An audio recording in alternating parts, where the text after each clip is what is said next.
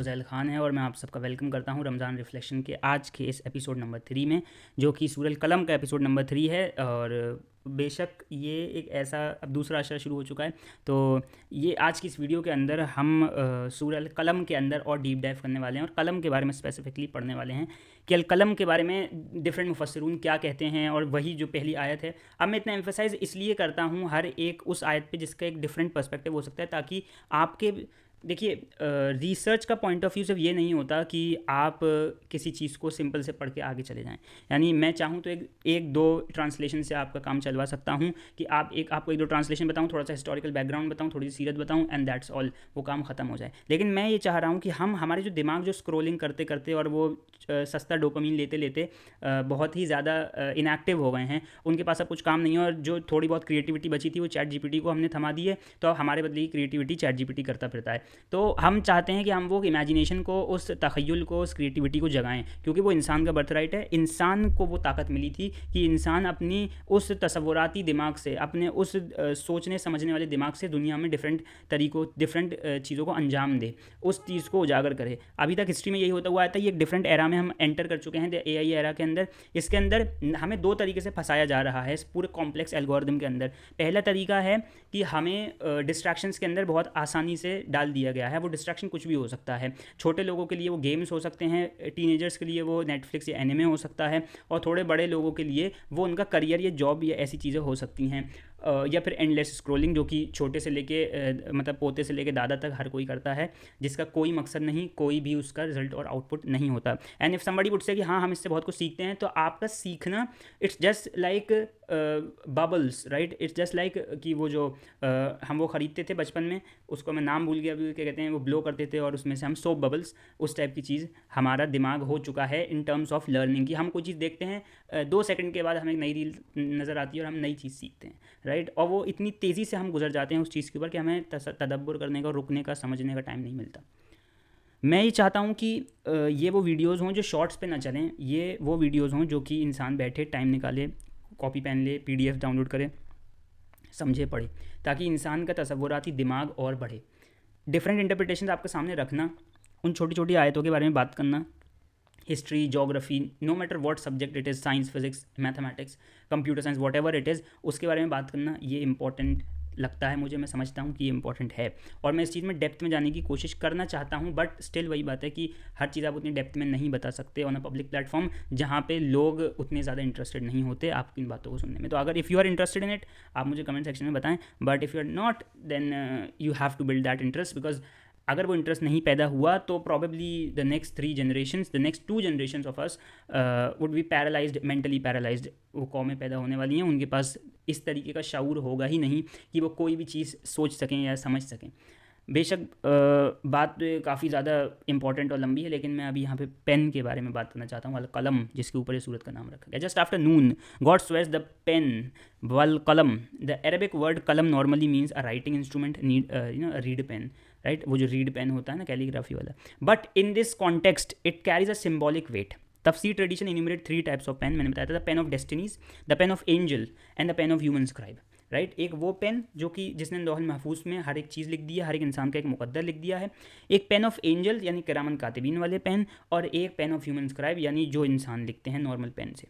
The oath is often taken primarily as a reference to the first pen, the angelic instrument that God created to inscribe all fate, right. हर एक चीज़ को लिखने के लिए, मुकद्दर को लिखने के लिए अल्लाह सुब्हानहू व तआला ने जिस पेन को बनाया, और इसे हदीस भी मरफू है, उस पेन के बारे में बात करें। इब्न अब्बास एक्सप्लेन अल कलम here as the pen of destiny, and हदीस literature says the first thing Allah created was the pen, he told it to write. When it asked what to write, he replied write what all will be until the day of judgement. And ये एक चीज़ याद रखिए, मैंने जब सूरह फातिहा के बारे में बात की, जब मैं पढ़ा रहा था द रेल्म्स बियॉन्ड, उसके अंदर मैंने आलमा के बारे में बात करी थी, आलमीन के बारे में बात करी थी। ये सब चीज़ें जो थी वो मैनिफेस्टेशन थी, वो सब चीज़ें जो थी वो एक एक्शन था जो अल्लाह सुब्हानहू व तआला ने किया। मैनिफेस्टेशन क्या थी, उस चीज़ का एक ब्लूप्रिंट क्या था, वो ब्लूप्रिंट इस पेन ने लिखा लोहल महफूज के अंदर, हर वो चीज़ until the day of judgement. ये याद रखिए, इस पेन ने हर चीज़ डे ऑफ जजमेंट तक लिखी है। डे ऑफ जजमेंट के आगे क्या है वो इस पेन ने नहीं लिखा।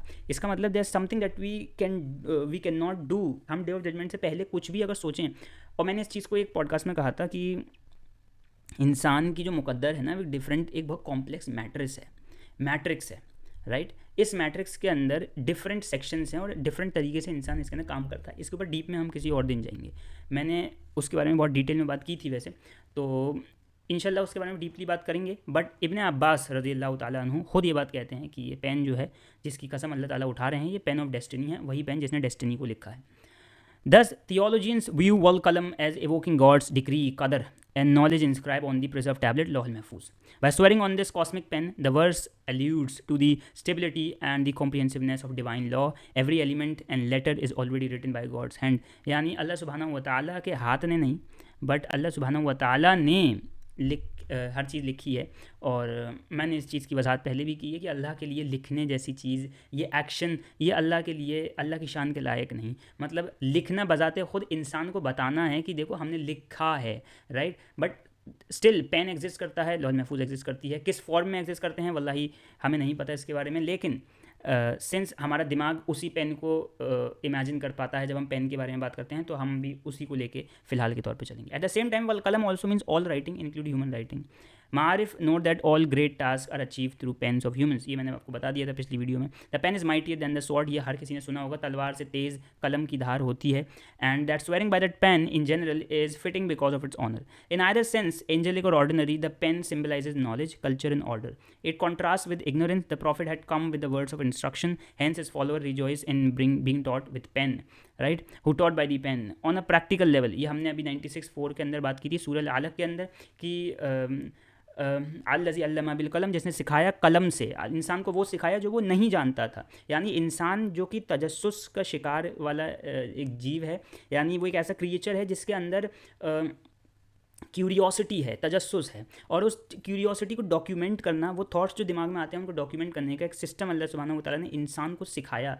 यानी वो ज़बानें जो इंसान ने बनाई, वो चीज़ें जो इंसान ने देखी, हर उस चीज़ को अल्लाह सुब्हानहू व तआला ने उसको एक वो टेक्निक सिखाई। यहाँ पे मुझे वो एक किस्सा याद आता है कि आदम अलैहिस्सलाम अभी दुनिया में आए थे और हाबिल और काबिल का वाक़या हो चुका था कि काबिल ने हाबिल को मार दिया था, कत्ल कर दिया था, और अब काबिल को दफनाना था हाबिल को, अपने भाई को। लेकिन उसे ये समझ नहीं आ रहा था कि मतलब अब उसे जाहिर सी बात है कि उसे ये नहीं पता था कि दफन कैसे करते हैं, क्योंकि वो दोनों आदम अलैहिस्सलाम और बीबी हव्वा के बाद सेकंड नंबर पे थे जो कि उस क्रिएचर इंसान थे, तो उन्हें वो इंसानी तरीका नहीं समझ में आ रहा था। तो अल्लाह सुब्हानहू व तआला ने कौवे की मदद से वो चीज़ सिखाई कैसे कफन दफन करते हैं। बट स्टिल ये चीज़ तो इंसान को सिखाई गई थी उस टाइम पे भी, जो उसे नहीं आती थी। इसी तरीके से अल्लाह सुब्हानहू व तआला ने कलम का इस्तेमाल करके एक पूरी इस्लामिक शरीयत बनाई। जो हम मुफ्तियान इकराम देख रहे हैं, आज हम उलमा इकराम देख रहे हैं, आज जो हम पूरे एक निज़ाम देख रहे हैं फ़िक़ही लेवल पे, वो निज़ाम जो है कलम से ही आया है। लोगों ने, बड़े बड़े उलमा इकराम ने किताबें लिखी हैं, कुतुब लिखे हैं, और उसके बाद हमें ये चीज़ समझ में आई है कि अच्छा ये चीज़ इस तरीके से होती है। मतलब बेसिकली पेन न सिर्फ हमें अपना पर्सपेक्टिव लिखने की इजाज़त देता है, बल्कि दूसरे का पर्सपेक्टिव सुनने की भी ताकत देता है, क्योंकि वही पेन से लिखी हुई चीज़ हम पढ़ते भी तो हैं। तो early caliphs were urged to teach by pen, and indeed calligraphy and scholarship are sacred. The verse then sanctifies all writing expressions by declaring by the pen. The Quran underscores that even menial ink and paper under God's sovereignty become vehicle of eternal truth. It also affirm the prophet's literacy and intellect. If God swear by the pen, how can a truthful messenger who write down revelation can be accused of madness? नाउज़ुबिल्लाह। ये चीज़ समझ में आने वाली है कि अल्लाह सुब्हानहू व तआला ने, मेरे ख्याल से ये एक डिफरेंट इंटरप्रिटेशन है, और मैं इस इंटरप्रिटेशन पे बड़ा ही वीकली इसको मैंने अपने दिमाग से समझा। लेकिन मुझे यही लगता है कि जिस पेन की बारे में बात की जा रही है, एज़ पर इब्ने अब्बास रज़ियल्लाहु तआला अन्हु, अब इब्ने अब्बास ने जब कह दिया तो फिर बात यहीं पे काफ़ी हद तक कंक्लूड कर ली जाती है कि वो पेन जो है वो डेस्टिनी वाला पेन है। और अल्लाह सुब्हानहू व तआला ने यही बताया कि देखो मेरे हाथ में मुकद्दर है इस पूरी कायनात का, मैंने लिखा है, पूरा मुकद्दर लिखा है, मैंने लिखवाया है अपने पेन से। तो हर चीज़ जब मुझे पता है, तो इस चीज़ का फ़ैसला कि कौन मजनून है और कौन नहीं, ये कोई एरा गैरा इंसान नहीं कर सकता। यहाँ पर अल्लाह सुब्हानहू व तआला ने, मेरे ख्याल से नून जो है, नून इन इट सेल्फ एक ऐसा दरवाज़ा है, मैं अपने पास कोई इंटरप्रिटेशन नहीं दे रहा, it's just my opinion. Noon is kind of a frequency, एक फ्रीक्वेंसी है। याद है हम ये चीज़ समझते हैं, और हमने ये चीज़ जानी भी है सूरह अल फातिहा की उस चैप्टर में, कि जो डिफरेंट फ्रीक्वेंसीज़ हैं ना, वो एक ऑर्डर बनाती हैं, राइट। रा हा मीम वाले चैप्टर के अंदर मैं ये समझता हूँ कि नून इन इटसेल्फ एक फ्रीक्वेंसी है, एक ऐसी फ्रीक्वेंसी जो आपके सामने एक ऐसी मंजरकशी करती है, नबी अलैहिस्सलाम के सामने एक ऐसी मंजरकशी कर रही है कि नबी अलैहिस्सलाम को लौहल महफूज वो कलम और वो कलम लिखता हुआ उस लौहल महफूज पे नज़र आ जाता है। नबी अलैहिस्सलाम ये बात कहना गलत नहीं होगा कि नबी अलैहिस्सलाम ने अपनी ज़िंदगी के अंदर बहुत सारी चीज़ें ऐसी देखी हैं जो आम इंसान नहीं देख सकता। नबी अलैहिस्सलाम मेराज पे भी गए हैं, जो कि आम इंसान कभी नहीं जा सकता, बाय द विल ऑफ अल्लाह। इसीलिए अल्लाह सुब्हानहू व तआला ने नबी अलैहिस्सलाम को एक उनके सामने एक मंजर कशी करी, नून वल कलम वमा यस्तुरून। अब मैं ये नहीं कहना चाहता बिल्कुल भी, मैं ये नहीं बिल्कुल भी मैं इस बारे में बात नहीं करूँगा कि वो वाकई में सच है कि नहीं है। ये इट्स जस्ट माई ओपिनियन, मेरा ओपिनियन 110% गलत भी हो सकता है। लेकिन जिस तरीके से चीज़ जा रही है, जिस तरीके से कुरान का ये सूरत की स्टार्टिंग हुई है, नून का यहाँ पे होना बेहतर था। क्यों दूसरा कोई लफ्ज़ नहीं, इसके बारे में मैं नहीं कह सकता कुछ भी, ये मुझे नहीं पता। लेकिन नून बजाते खुद एक डिसजॉइंट लेटर, जिस फ्रीक्वेंसी में हम तिलावा करते हैं, इस चीज़ की रेसिटेशन करते हैं, नून एक खींच के हम उस नून को गुन्ने के साथ पढ़ते हैं, तो मेरे ख्याल से ये एक इम्पॉर्टेंट एस्पेक्ट हो सकता है कि नून कुड बी अ पोर्टल, नून कुड बी अ डोर, एक दरवाज़ा हो सकता है, एक ऐसा दरवाज़ा जो कि डायरेक्ट आपकी आँखों से पर्दा हटा दे और वो पर्दा आपको लौहल महफूज और कलम दिखा रहा हो, ताकि आप ख़ुद अपनी आँखों से उस चीज़ को देखें और अपने किरदार की वजाहत ले सकें। तभी अल्लाह ने कहा मान तभी नेमत रब्बी कभी मजनून। अब आप ख़ुद ये समझ लें कि नबी अलैहिस्सलाम आपका जो कैरिकेचर है, जो आपका एक मर्तबा है, जो आपका इखलाक है, इखलास है, वो कितना ऊँचा है, ये आप ख़ुद देख लें। क्योंकि जो कलम लिख रहा है उस कलम की कसम खा के अल्लाह ताला कहते हैं नून वल कलमी वमा यस्तरून। जो शख्सियत अल्लाह सुब्हानहू व तआला के रूबरू खड़ी हो सकती है मेराज के अंदर, जो अपने खालिक को देख सकती है, वो शख्सियत क्या कलम को और लौहल महफूज को नहीं देख सकती? ये एक पर्सपेक्टिव है, सिर्फ एक पर्सपेक्टिव। यहाँ पे बिल्कुल भी कोई भी ऐसी कोशिश नहीं की जा रही कि मैं आपको रास्ते से भटकाऊँ, या आपको मानना है तो मानिए, नहीं मानना तो ना मानिए। इस चीज़ की वजाहत मैं इस तरीके से भी कर दूँ कि नून इन इट सेल्फ इसलिए यहाँ पे इस्तेमाल हुआ है क्योंकि जहाँ जहाँ नून इस्तेमाल हुआ है कुरान में, वहाँ वहाँ 2 से 3 चीज़ों का जिक्र है। पहली चीज़ मछली, दूसरी चीज़ समंदर यानी पानी, और तीसरी चीज़ एक डिफरेंट रेल्म, एक दूसरी दुनिया। ये कुरान ख़ुद इस चीज़ की वजाहत देता है, और यही चीज़ मैं आपको एट दी एंड जब हम यूनुस अलैहिस्सलाम वाले किस्से पे पहुँचेंगे तब मैं आपको उसकी वजाहत देना चाहूँगा एक डिटेल्ड चीज़ के साथ, राइट। नून मेरे हिसाब से, क्योंकि अल्लाह सुब्हानहू व तआला ने डिसजॉइंट लेटर्स हरूफ मुक़त्तआत का मीनिंग छुपा लिया है, जो कि बहुत बेहतर किया, तो इसका ये हरगिज़ मतलब नहीं कि इसके हम मीनिंग ढूंढ सकते हैं। हम अपनी अकल के मुताबिक अपनी अकल को एलोक्वेंस तक पहुंचाने के लिए सोच सकते हैं कि क्या हो सकता है, बट ना तो उस चीज़ को हतमी तौर पे कह सकते कि यही होगा, और ना ये कह सकते कि बेशक इस मौके पे फिर सेफेस्ट साइड यही बनती है कि हम ये कह दें कि अल्लाह सुब्हानहू व तआला ही बेहतर जानते हैं, जो कि बेहतर जानते ही हैं। मेरे हिसाब से ये एक फ्रीक्वेंसी है जिसको मैं अपने मुताबिक समझा हूँ अपने थोड़े से मुताले के बाद, कि इस फ्रीक्वेंसी से, क्योंकि आपको पता है कि इस दुनिया में जो डायमेंशंस हैं ना वो फ्रीक्वेंसीज़ पे चलते हैं, डिफरेंट फ्रीक्वेंसीज़ पे डिफरेंट डायमेंशंस, राइट। यानी अगर आप वो फेमस थ्योरी ऑफ रिलेटिविटी की अगर मैं बात करूँ, तो अगर लाइट की स्पीड से इंसान चले और लाइट की स्पीड को भी क्रॉस कर जाए तो वो टाइम स्पेस से बाहर चला जाएगा, राइट। इस टाइप की चीज़ें हमारे साथ होती हैं जो चीज़ थ्योरेटिकली हम मानते हैं, लेकिन जब वो चीज़ एक्शन में अल्लाह सुब्हानहू व तआला करके दिखाते हैं तो हम उसको मेटाफिजिकल कह देते हैं। This is the harsh thing. नून वल कलमी वमा यस्तुरून मा अंत बिनिअमति रब्बिका बिमजनून। मेरे हिसाब से कलम और नून का ताल्लुक़ ये है। एक और ताल्लुक़ है नून का, वो मैं एंड में बताऊँगा। Theoretically, pens are writing tied to knowledge in Islam. Quran began teaching by read, Iqra, an exalted God who taught by the pen, taught man what he knew not. This early revelation links divine communication to writing as an act of transmission. Knowledge is preserved and conveyed, जो कि हमने बात कर ली थी. Similarly, emphasis on writing functions epistemologically. It reminded the listener and that prophecy comes with evidence, namely a well-documented word of revelation. ऐसा ही हो चुका है यहूदियों के दौरान, यहूदियों के टाइम पे मूसा अलैहिस्सलाम के ऊपर तब तौरात नाज़िल हुई, तो इट्स प्रॉपर्ली डॉक्यूमेंट हुई थी वो बाद में। जाहिर सी बात है मूसा अलैहिस्सलाम ने वो डॉक्यूमेंट ख़ुद नहीं करी थी, लेकिन जो तौरात की 2 तख्तियाँ मिली थी, 10 कमांडमेंट्स जिसे कहते हैं वो, और उसके साथ 5 और किताबें जो कि आज हम बाइबल के अंदर भी देखते हैं, genesis, exodus, Leviticus, numbers, Deuteronomy. ये वो 5 किताबें हैं जो कि उस टाइम के मुताबिक भी डेड सी स्क्रॉल्स के टाइम से भी, बल्कि डेड सी स्क्रॉल तो और बात की चीज़ है, मूसा अलैहिस्सलाम के दौर से भी लिखी जा चुकी हैं। हालांकि वो वही थी, वो मूसा अलैहिस्सलाम को अल्लाह सुब्हानहू व तआला ने वही की थी, अपार्ट फ्रॉम दोस 10 कमांडमेंट्स जो कि कोह तूर पे एक पत्थर के ऊपर इंस्क्राइब हुई थी, बल्कि दो तख्तियों के ऊपर पत्थर की इंस्क्राइब अल्लाह सुब्हानहू व तआला ने की थी। तो वो उसके अलावा बाकी जो वो हैं किताबें, वो मूसा अलैहिस्सलाम को वही की गई थी, और मतलब वो तौरात बनाती हैं मिलके, और उस तौरात के अंदर फिर बाद में जो भी हुआ वो उन उलमाए इकराम जो यहूदियों के थे उधर से होता हुआ आ रहा है। तो ये चीज़ तो एपिस्टेमोलॉजिकली भी ट्रू है कि जो चीज़ इंसान सुनता है वो कोशिश करता है कि वो उसको लिख ले, ताकि उसको डॉक्यूमेंट करके वो अपने फ्यूचर जनरेशंस को या फिर आगे आने वाली जनरेशंस को सुना सके। तो यहाँ पे इस्तेमाल करना पेन का, पहले सिखाना इंसान को यूटिलिटी बताना कि पेन ने तुम्हें वो सिखाया जो तुम नहीं जानते थे। इसको हमने इदरीस अलैहिस्सलाम और सुमेरियंस के दौर से भी जोड़ा अभी पहली वीडियोज़ के अंदर। और अब हमने बात करी कि कैसे अल्लाह सुब्हानहू व तआला उसी पेन की कसम खा के कहते हैं कि मानता बिनिमति रब्बिका भी मजनून, आप अपने रब के फजल से, रब की नेमत से बिल्कुल भी मैड पीपल में से नहीं हैं, नाउज़ु बिल्लाह। तो the pen is essentially the truth of instruction, by extension God's own writing in the preserved tablet means his knowledge is immutable and accessible on the last day. Epistemologically, then, by the pen affirms the truth, not ephemeral or arbitrary, it's fixed and scribally guaranteed.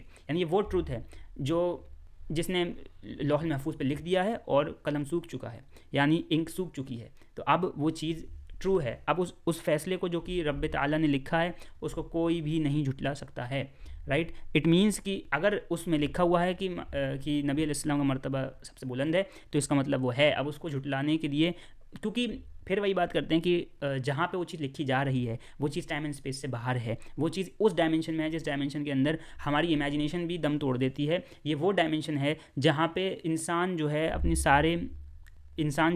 अपने इस vessel से बाहर आने की कोशिश करता है, कि रूहानी फॉर्म में एग्जिस्ट करता है उस डायमेंशन के अंदर, या एग्जिस्ट कर सकता है इस इंसानी सूरत के अंदर, इस इंसानी जिस्म के अंदर नहीं कर सकता अनटिल अल्लाह वांट्स, राइट, जब तक अल्लाह ना चाहे। तो ये चीज़ काफ़ी हद तक हमें समझ में आ चुकी है। Throughout Islamic thought, writing is mean by which knowledge endures across time, whether the scriptural text, legal codes, or scientific learning. The pen is essentially a tool of instruction. By extension, God's own writing in preserved tablets means his knowledge is immutable. मैं पढ़ चुका हूँ, ये दोबारा पढ़ रहा हूँ, पता नहीं क्यों. Now, moreover, swearing by the pen refutes claim of ignorance and spontaneity. Right? The Quran counters those who said he is possessed, na'udhu billah, by declaring the source of its text. That it comes from organized process of revelation. As Ibn Kathir paraphrased at this point, God is effectively saying, you are not crazy as ignorant among your people claim. You have conveyed the message of your Lord and remain patient. यानी जाहिर सी बात है, मैंने वही चीज़ समझाई कि एक इंसानी साइकोलॉजी भी है, जैसे अल्लाह सुब्हानहू व तआला जो हैं कोशिश कर रहे हैं कि कंसोल करें, क्योंकि इंसान की साइकोलॉजी क्या होती है, हम कुछ भी करें कुछ भी ना करें, हम कैसे भी हों, दुख हमें भी होता है, आंसू हमारे भी निकलते हैं जब हमारा अपना कोई हमें बुरा कहता है, ख़ास करके वो लोग जिन पे हमें भरोसा होता है कि हाँ ये हमारा साथ देंगे। और जब हमें कुछ नई चीज़ पता चलती है, यानी मान लीजिए मुझे कोई नई चीज़ पता चली और मैंने वो चाहा कि मैं लोगों को बताऊं, और लोग उसे सुन के ज़्यादा ध्यान नहीं देते या उल्टा उसको रेफ्यूट करते हैं, तो फिर मुझे बुरा लगेगा ऑब्वियसली, क्योंकि जिस तरीके की एक्सपेक्टेशन मेरी थी वो हो ही नहीं। यहाँ पर अल्लाह सुब्हानहू व तआला का ये कहना कि आप नहीं जानते ये क्या है, मैं जानता हूँ, तो आप सब्र रखें, आप धीरे धीरे खुद समझ जाएंगे सारी चीज़ें। तो क्यों ये चीज़ अल्लाह कैसे जानते हैं, क्योंकि अल्लाह ताला ने हर चीज़ लौह महफूज में लिख दी है उस कलम से, और न सिर्फ वो चीज़ लिखी है बल्कि वो नबी अलैहिस्सलाम को बता भी रहे हैं, और एक तरीके से नबी अलैहिस्सलाम को दिखा भी रहे हैं कि देखिए इस कलम ने हर चीज़ लिखी है इस लौह महफूज में, और यहाँ पे कहीं पे भी आपके बारे में कुछ बुरा नहीं लिखा, आपके बारे में कोई ऐसी बात नहीं लिखी जैसी बात ये करते हैं, बल्कि उल्टा लिखा हुआ है। यहाँ पे ये है कि जो ये आपके बारे में कहते हैं वो ये खुद हैं, असल में खुद ये पागल हैं जो कुरान जैसे कलाम को एक्नॉलेज करने के बावजूद भी उसे लोगों के सामने झुटलाते हैं। यहाँ पे ये चीज़ समझनी ज़रूरी है। तो काफ़ी हद तक हमें समझ में आ गया कि पेन क्या है, और अगली वीडियो के अंदर हम इस पेन वाले सिस्टम को, ये लौह महफूज में चीज़ें कैसे लिखी हुई, देखिए ये वो टॉपिक्स हैं जहाँ पे इंसान की सोच तो वैसे भी काम नहीं करती, इसीलिए इन टॉपिक्स को कहा जाता है कि आप इसको आगे ज़्यादा डिटेल में ना पढ़ें, ना समझें इस चीज़ को। मैं ये मानता हूँ अब वो दौर आ गया है जब हमें इन चीज़ों को समझना होगा, भले ही ये हमारे दिमाग से दूर हों। हम ये कभी नहीं जान सकते अपनी ज़िंदगी में कि लौह महफूज क्या है, हम ये कभी नहीं जान सकते अपनी इस ज़िंदगी में कि कलम क्या है, जब तक हम उसे अपनी आँखों से ना देख लें, जब तक हम उसकी अज़मत को फ़ील ना कर लें, जब तक हम उस डायमेंशन में ना पहुँच जाएँ। अभी क्योंकि इस दुनिया के अंदर, ज़िंदगी के अंदर हम वो काम नहीं कर सकते, तो हमें सिंपली ये कह के इस चीज़ को बंद नहीं कर देना चाहिए कि ये तो भाई हमारे दिमाग की चीज़ है ही नहीं। लौहल महफूज क्या होती है, डेस्टिनी कैसे लिखी गई है, ये बड़ा कॉम्प्लेक्स चीज़ है, ये मैं भी जानता हूँ बड़ी कॉम्प्लेक्स चीज़ है, लेकिन एटलीस्ट वो पर्सपेक्टिव जो कि हम अपनी आने वाली जनरेशन को दे सकते हैं regarding this topic as well, ताकि उनके दिमाग में कोई भी उस पॉइंट के ऊपर क्वेश्चन आ जाए कि ये क्यों नहीं हो सकता, ये क्यों नहीं जान सकते हम। क्योंकि तजस्सुस का लेवल अब इस टाइम पे इतना बढ़ चुका है, क्यूरियोसिटी का लेवल अब उस पीक पे पहुंच चुका है जहां पे हमें चैट जीपीटी जैसे एलएलएम्स मॉडल को भी सरपास करना होगा। हमें इस टाइप के क्वेश्चंस करने होंगे जो चैट जीपीटी या कोई भी एलएलएम मॉडल उस क्वेश्चन का आंसर भी ना दे सके, कोई किताब उसका जवाब ना दे सके। हम कब तक उन्हीं पुरानी किताबों के ऊपर रिलाई करते रहेंगे, कब तक हम इब्न कसीर की तफसीर पढ़ेंगे। हालांकि इब्न कसीर की तफसीर खूबसूरत तरीन तफसीर है, मैं जितनी तफसीरें पढ़ता हूँ उसमें सबसे टॉप पे इब्न कसीर की तफसीर आती है, अबुल आला मौदूदी की तफ़हीमुल कुरान आती है, तबरी की तफसीर आती है, तफसीर तबरी, तफसीर कुर्तुबी। लेकिन कब ऐसा होगा कि हम वो तफसीरें पढ़ें जो हमारी आने वाली जनरेशन कहे कि यार ये तो हमारे दौर में लिखी गई तफसीर थी, या ये तो हमारे दौर की इंटरप्रिटेशन है, यानी ये तो हमारे दौर से इस तरीके से कनेक्ट होती है। क्योंकि कुरान कभी भी ये नहीं कहता कि मैं एक दौर तक ही था, कुरान तो ये कहता है कि मैं हर दौर में था, हर दौर में हूँ, हर दौर में रहूँगा जब तक कि क़यामत नहीं आती। और लास्ट डे ऑफ जजमेंट की भी सारी बातें कुरान ने कर दी हैं, तो अब और क्या रह गया है। हमारे लिए सबसे इंपॉर्टेंट है कि हम डिफरेंट तरीके से कुरान को समझने की अब स्टार्टिंग लें। लौहल महफूज को मैं एक मैथमेटिकल पर्सपेक्टिव के साथ नेक्स्ट वीडियो के अंदर समझाने वाला हूँ, एक इन्फॉर्मेशन थ्योरेटिक व्यू के अंदर। बड़ी ही डिटेल में नहीं जाने वाला क्योंकि जाहिर सी बात है वो कॉम्प्लेक्स हो जाएगा, लेकिन एक बेसिक उसके साथ एक अंडरस्टैंडेबिलिटी के साथ नून वल कलमी वमा यस्तुरून, कैसे यस्तुरून कैसे लिखता है, कैसे लिखा जाता है, वो चीज़ हम समझने वाले हैं नेक्स्ट वीडियो के अंदर। तब तक के लिए चैनल को सब्सक्राइब कर लें, और पुरानी वीडियो अगर ना देखी हो तो रमज़ान रिफ्लेक्शन की प्लेलिस्ट नीचे है डिस्क्रिप्शन में, वहाँ से जाके आप शुरू से सूरह अलक से वीडियोस देख सकते हैं, कंटिन्यू कर सकते हैं। तो मिलता हूँ आपसे अगली वीडियो में। अल्लाह हाफ़िज़।